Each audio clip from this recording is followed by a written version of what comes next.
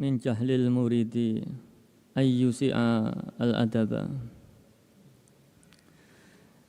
Sebagian atau salah satu dari kebodohan seorang murid ini adalah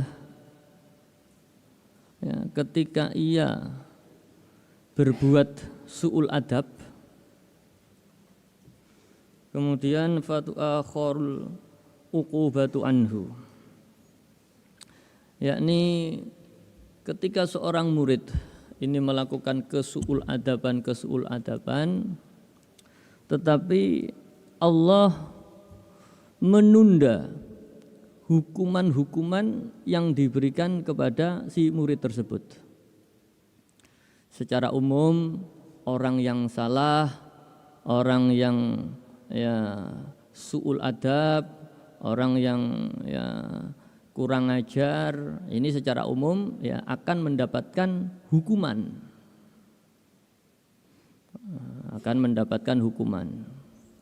Tetapi dalam hal ini terkadang Allah menunda hukuman tersebut, sehingga sekali dia su'ul adab tidak langsung dihukum, tetapi ditunda, hukumannya ditunda di akhir. Yang dimaksud su'ul adab bagaimana? Yang dimaksud su'ul adab yakni adalah perbuatan yang buruk, adab yang buruk. Adab yang buruk ini satu, bisa kepada Allah. Su'ul adab kepada Allah digambarkan di sini diantaranya adalah tidak ikhlas di dalam melakukan perintah-perintah Allah. Ini termasuk su'ul adab. Allah memerintahkan sholat, kelihatannya dia melakukan, tetapi ada setengah keluh kesah. Baru sholat duhur, terus harus sholat asar lagi, harus begini, harus begitu, sehingga dia tidak bahagia di dalam menjalankan perintah Allah. Itu termasuk su'ul adab. Jadi tidak bahagia di dalam menjalankan perintah Allah, tidak sukacita menyambut perintah-perintah Allah, ini termasuk su'ul adab. Apalagi jika kemudian na'udzubillah menggunjing Allah dengan teman-temannya. Kenapa kok ditugaskan begini? Kenapa kok diperintah begini? Nah, ini sebuah kesu'ul adaban. Dan ini kita sadari ataupun tidak, jika kita tafakuri, kita banyak sekali su'ul adab semacam ini. Bahkan sekalipun kita mungkin ini termasuk kategori secara lahiriah, secara syariat, ini termasuk kategori yang ahli ibadah, ini belum tentu terbebas dari su'ul adab ini tadi. Karena sedikit saja kita merasa tidak bahagia, tidak senang menjalankan perintah Allah, ini termasuk su'ul adab. Atau sekalipun kita senang menjalankan perintah Allah, ternyata kita menjalankan perintahnya itu bukan semata-mata karena Allah, bukan karena lillah, tetapi karena yang dijanjikan Allah, yakni misalkan surga atau neraka, ini pun juga su'ul adab para hadirin. Ini pun juga su'ul adab. Misalkan orang tua kita menyuruh kita mijeti. Kemudian orang tua kita untuk memotivasi, engko dipijeti, lek wis bar mijeti tak paringi harta, tak paringi duit, tak tumbasni jajan. Nah, anak yang baik dia akan berusaha memijat dengan rasa bahagia, dengan niatan supaya orang tuanya ini ridho, capeknya hilang dan lain sebagainya. Orang tuanya senang dan lain sebagainya. Tetapi jika dia mijet ini hanya karena pengen mendapatkan apa yang dijanjikan oleh orang tuanya, ini termasuk su'ul adab para hadirin. Karena berarti dia lebih mementingkan pengen jajan daripada mementingkan kesehatan orang tuanya.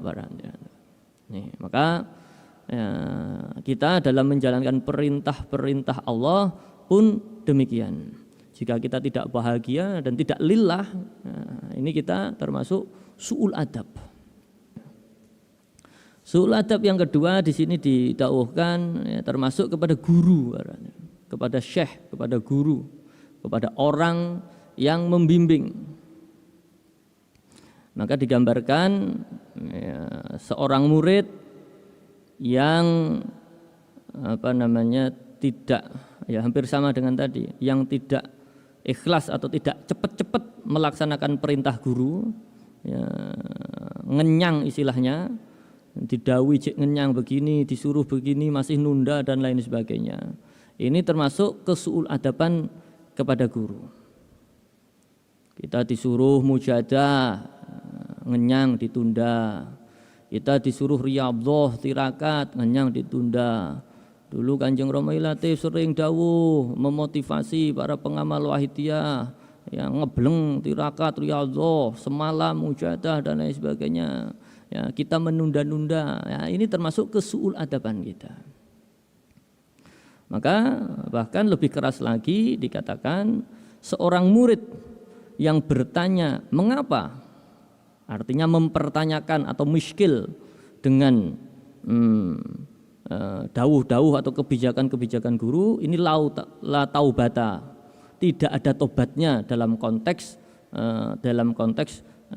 untuk mendekatkan diri kepada Allah, dalam konteks menjadi murid dari guru tersebut. Ini betapa adab dari seseorang kepada gurunya